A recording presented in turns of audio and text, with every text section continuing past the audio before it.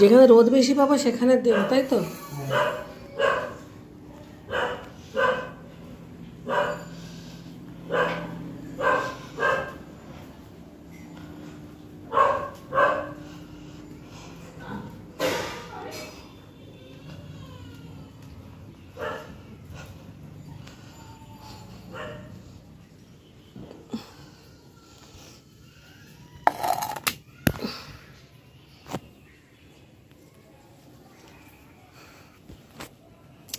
আম তেল করব। আম তেলের রেসিপিটা দিয়ে দেবো, যারা যারা গরমে করতে চান করে নেবেন।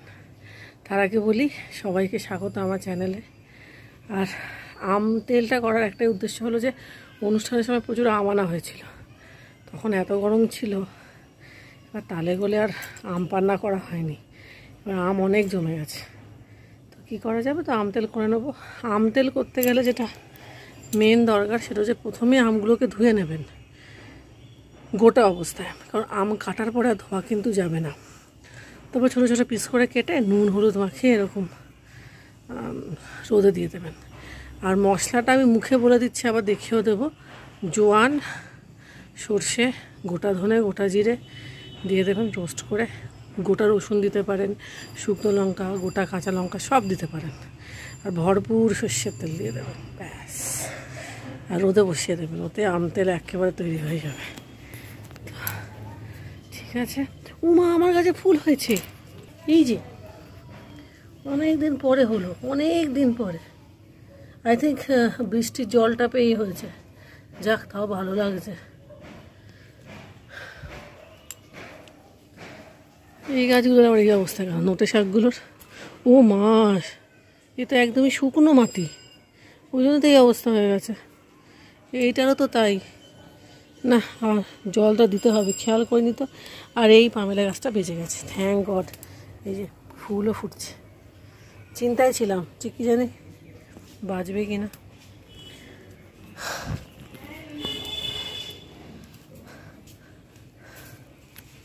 আর পুদিনা গাছ তো আপনারা দেখিয়েছেন। তো যাই হোক, এখন টিফিন খাবো। আজকে আমাদের মেয়ের স্কুল আজকে থেকে ছুটি হচ্ছে 12:30। কবে যে গরমে ছুটি পড়বে না, আর ভালো লাগছে না। মানে ঘরে থেকে থেকে না মনে হচ্ছে বাইরে কোথাওটা গিয়ে ঘুরে আসি, কিন্তু সেটা একেবারেই এখন সম্ভব নয়। মানে বিরক্ত লাগছে। এতটুকু আকাশে মেঘ নেই, ও যা বৃষ্টি হওয়ার হয়ে গেছে, আর মনে হয় না বৃষ্টি হবে।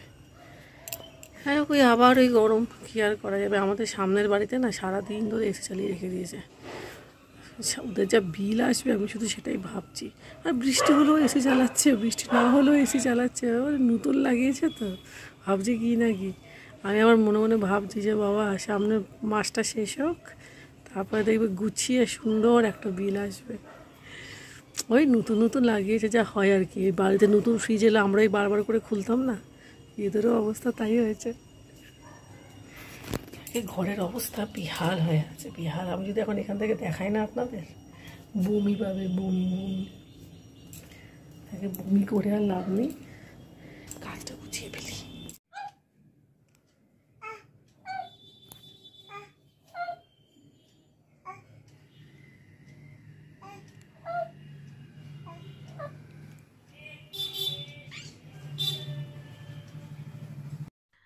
এই সুন্দর দুষ্টু মিষ্টি উপহারটা দিয়েছে আমার বড় মামা শ্বশুরের মেয়ে নিনন। ও দুটো এনেছিল ক্যাকটাস, একটা হচ্ছে মাম্পির ছেলের জন্য, একটা আমার ছেলের জন্য। তো যাই হোক, এখন ঘরের কাজ করতে গেলে তো বাচ্চাদেরকে কিছু না কিছু একটা দিয়ে তো এঙ্গেজ করতেই হবে। এটা কিন্তু খুব ভালো একটি মাধ্যম, এবং এই জিনিসটি আপনি যা বলবেন সেটিই কিন্তু আওড়াচ্ছে এবং কোমরখানি অতীব সুন্দরভাবে দেখাচ্ছে। তো যাই হোক, এটিকে চার্জ দিতে হয় এবং চার্জ দিলে তবেই ইনি চলেন, নতুবা ইনি চলেন না। এবারে চার্জ পেয়ে একবার দেখুন কেমন কোমরখানি একেবারে জোরে জোরে দোলাচ্ছে, মানে দেখলে হাসিও পাচ্ছে আবার মজাও লাগছে। এটা খুব মজাদার। আমি যা বলছি রিপিট করছি।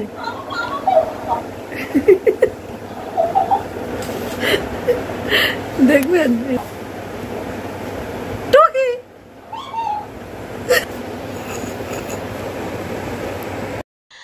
এক কথায় বলতে গেলে বন্ধুরা, আমিও কিন্তু সেই ছোট হয়ে গেছি। আমারও খুব মজা লাগছে। আমিও যা বলছি ও তাই আওড়াচ্ছে।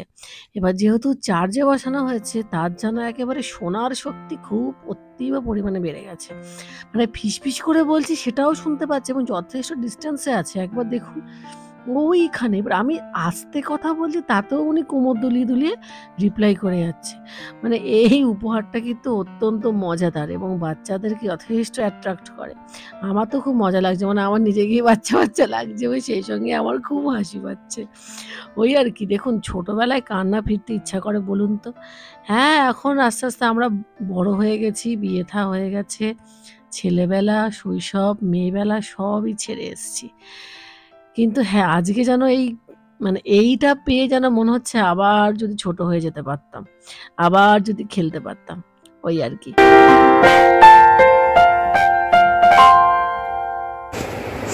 আমাকে আমাকে ব্লক করতে দেবে না এটা।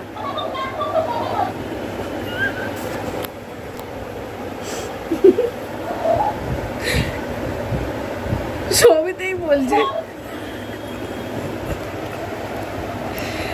কি সমস্যা, সব বলছে যা আস্তে কথা বললেও বলছে তোর কান হেভি খারাপ।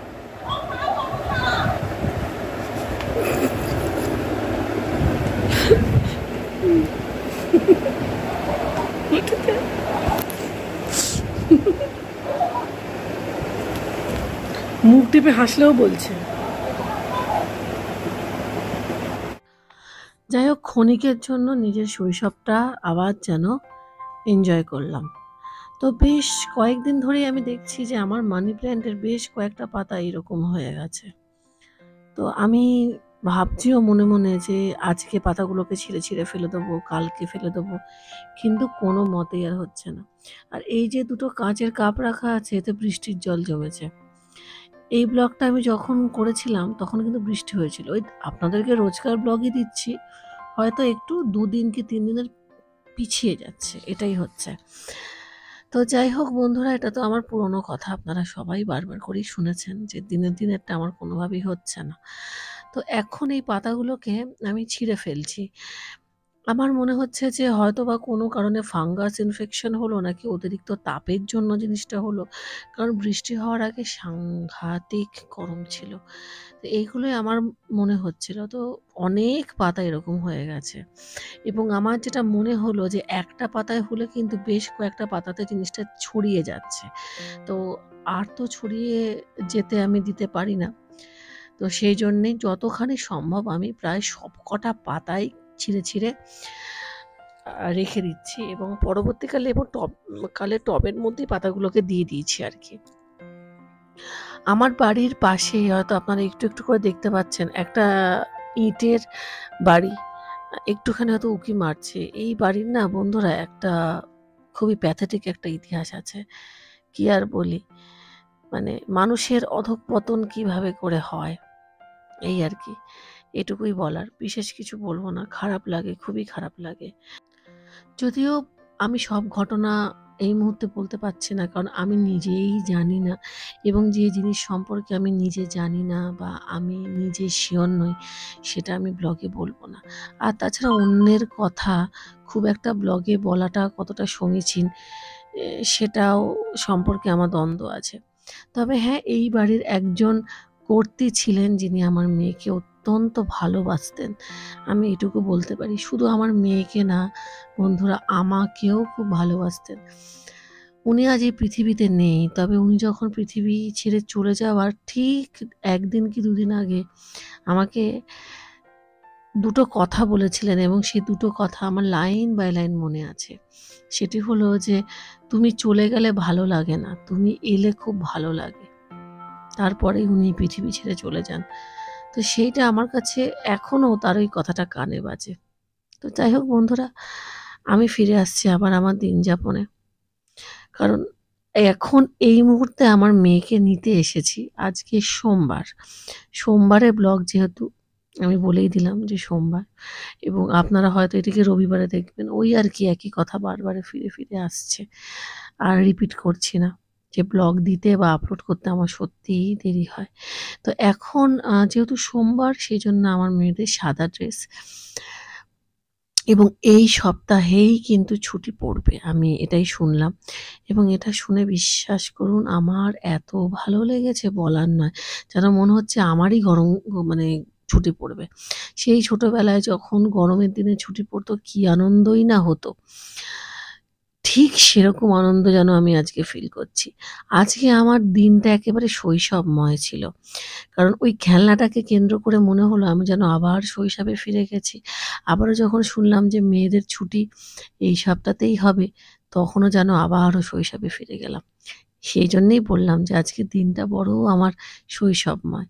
তো যাই হোক, আজকের ব্লগটা বন্ধুরা এইখানেই শেষ করে দিচ্ছি। কারণ এরপরে বিশেষ কিছু কারণবশত আমার আর ব্লগটা আমি আর কন্টিনিউ করতে পারিনি। তো এই মুহূর্তে মানে বাড়ির কাছাকাছি আমরা চলে এসেছি। তো ঠিক আছে বন্ধুরা, সবাই ভালো থাকবেন, সবাই সাবধানে থাকবেন।